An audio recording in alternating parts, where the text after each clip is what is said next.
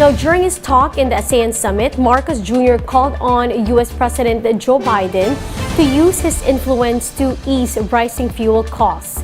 Oil prices have gone up after the months-long conflict between Russia and Ukraine, forcing record-high inflation in most economies.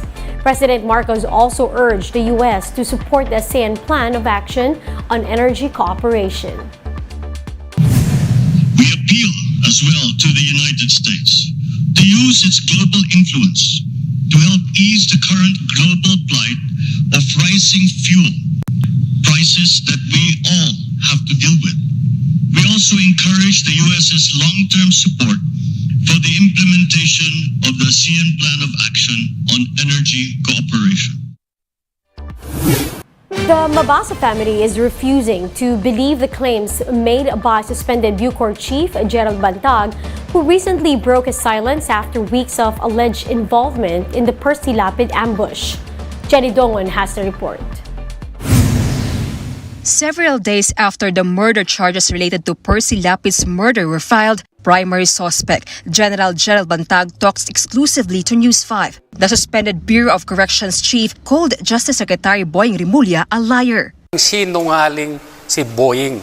Bumaba na siya. Yan ang gusto na rin ng taong bayan. Wala na siyang credibility. Unang-una, anak niya, innocent until proven otherwise. Eh, sabi ng mga taong bayan, baka daw mayroong middleman pa. Sinasabi nila doon, mastermind si Boying mismo. Recall that Rimulya's son was arrested for drug possession last month. Bantag also revealed that he even sought an advice from Rimulya on Lapid's commentaries against him. Sinend ko yung video sa kanya, September 7. Very hopeful ako.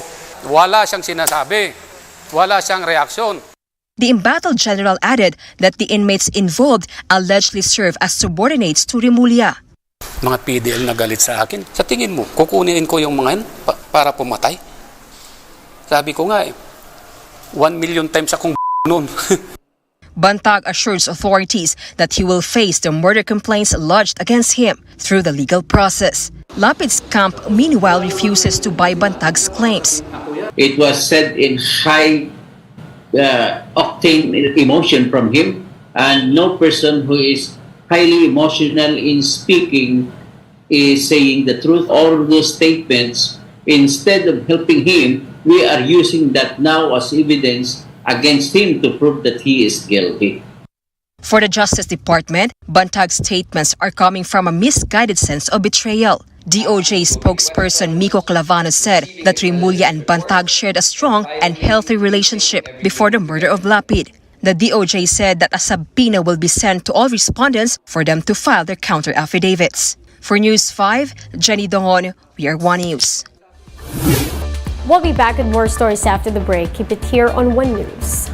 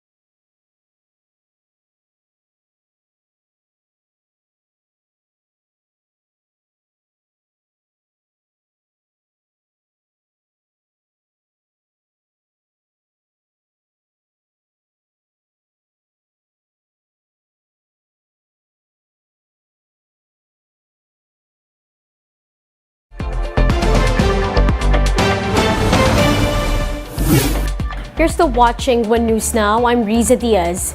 NEDA Secretary Arsenio Balisacan attributes the surprise economic growth in the third quarter to revenge spending. However, Balisacan warns that a faster inflation could still dampen growth. Shaila Francisco with the report. The economy managed to grow at a faster pace than expected in the third quarter. That's despite record high inflation, a weak peso, and expensive borrowing costs. The Philippine Statistics Authority reports that gross domestic product grew by 7.6% in the third quarter on the back of higher household spending. Even the National Economic and Development Authority, or NEDA, was surprised by the GDP growth. NEDA says demand may have increased due to revenge spending with the further reopening of the economy. Having been deprived of mobility for 2 years, you just want to go out and see the world again. I think that mobility was a big part of the story there. The high prices might not have completely dampened that desire to go out and spend. Perhaps because on the employment side, they see opportunities for income generation. Unfortunately, this growth has yet to trickle down to ordinary Filipinos. Medyo hirap pa, hindi pa rin ganun bumabangon. Tsaka halos parang walang nangyayari. Talagang tiyaga, dahil wala. Meron kang binabayaran kada buwan. Hirap pa rin kumita eh. Sabihin natin na sinasabi ng maganda, pero hindi na nararamdaman eh. Naku ma'am, napakamahal po ng bilihin ngayon. Sobra. Hindi na kinakaya ng budget. NEDA said that inflation could still dampen growth. That's why they are focusing on providing targeted assistance like cash transfers.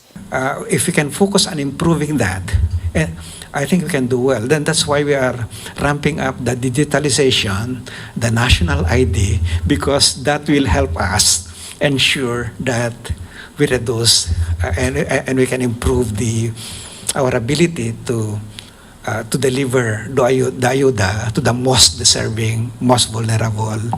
Despite the threat of high inflation, the government is optimistic that the economy can hit the 6.5% to 7.5% growth target set for this year.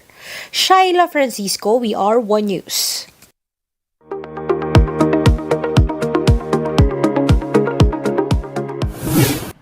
Crypto exchange giant FTX has filed for bankruptcy in the U.S. after the company collapsed last week. The details in this Bloomberg report.